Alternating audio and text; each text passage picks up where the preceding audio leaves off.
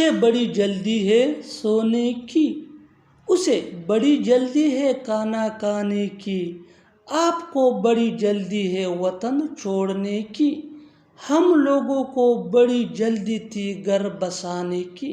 इन जुमलों में हम कह रहे हैं बड़ी जल्दी होना।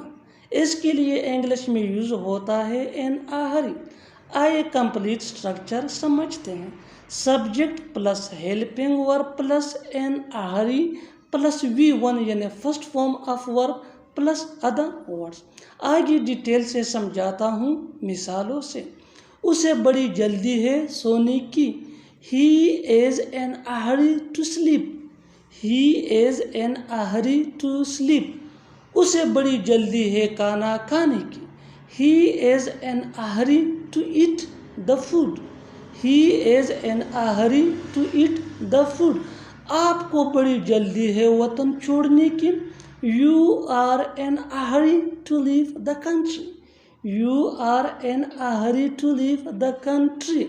हम लोगों को बड़ी जल्दी थी घर बसाने की, we were in a hurry to settle down, we were in a hurry to settle down. और आखिर में ये सेंटेंस आपके लिए कमेंट सेक्शन में इसका जवाब ज़रूर देना। तुमको बड़ी जल्दी थी पैसा कमाने की, तुमको बड़ी जल्दी थी पैसा कमाने की। Subscribe English PS for more advance English sentence structure. Thanks.